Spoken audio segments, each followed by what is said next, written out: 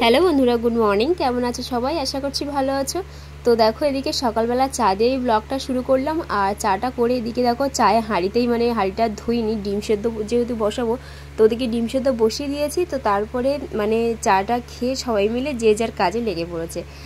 আর ধানের পাতার উপর থেকে দেখো হালকা হালকা কুয়াশা না, আর এই কুয়াশার রোদটা না, যে যে যতটা পরিমাণে সকালবেলা কুয়াশা দেবে তার ডবল পরিমাণে রোদটা বেরোচ্ছে সকাল দুপুরের দিকে আর কি।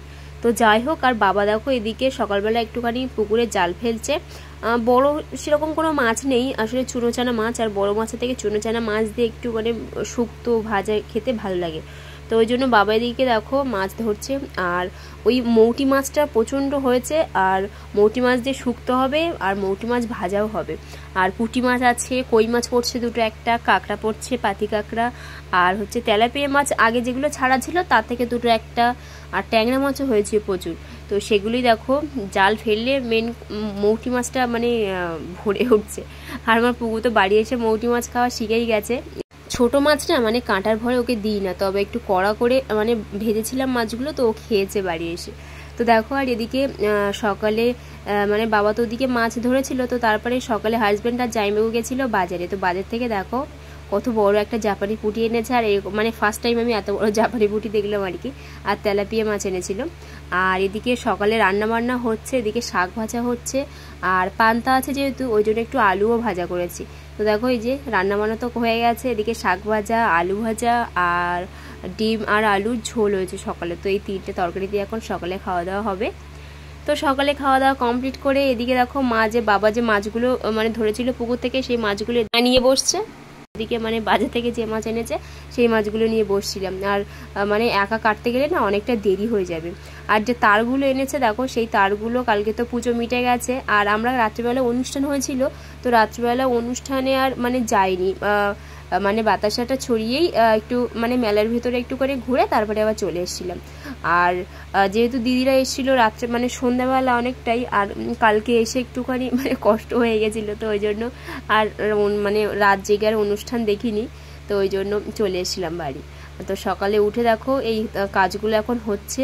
আর এখানে দেখো গাছ কাটা হচ্ছে, কেননা যে তারগুলো তো টানাবে ওই কালবেটের ওইখান থেকে, তো মোটা মোটা তার ঝুলেও যাচ্ছে, ওই জন্য ওই গাছগুলো খুঁটি হিসেবে লাগাবে আর কি। আর এদিকে দেখো তেলাপিয়া মাছ ভাজা হচ্ছে, ওদিকে ওই মাছটাও ভাজা হচ্ছে, দুপুরে রান্না এদিকে বসিয়েও দিয়েছি। আর তো দেখো এই যে সেই ইউক্যালিপ্টাস গাছ, এগুলো পুকুরে পাতা পড়ে পড়ে জাল ফেললেই জাল ভরে ভরে উঠছে পাতাগুলো। তো দুটো একটা গাছ ওখান থেকে কেটে দিয়েছে খুঁটি করার জন্য আর কি। তো বাঁশ যেহেতু গাছ আছে বলেই আর বাঁশ কেনা হয়নি, তো ওই জন্য কেটে এই যে নিয়ে যাচ্ছে। তো খুঁটি হিসেবে ওই কালবেটের ওখান থেকে বাড়ি পর্যন্ত যেখানে যেখানে দেওয়া দরকার, তো সেখানে সেখানে দেবে। তো ওদিকে ওরা কাজ করছে, আর এদিকে আমি দেখো দুপুরে রান্না করছি। আর এখানে পুঁটি মাছ, মৌটি মাছ, আর ট্যাংরা মাছ, একটা পোনা মাছ পড়েছিল, চিংড়ি মাছ পড়েছিল। তো এইসব একটু সাইজের বড় বড় মাছগুলো আলাদা করছি, আর মৌটি মাছগুলো আলাদা, যেহেতু ভাজা হবে ওই জন্য।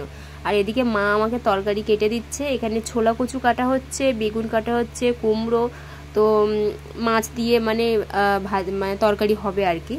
কচু দিয়ে জাবানি পুঁটিটা করব। আর এদিকে তেলাপিয়া মাছটা শুধু ভাজা হচ্ছে, মৌটি মাছ ভাজা হবে।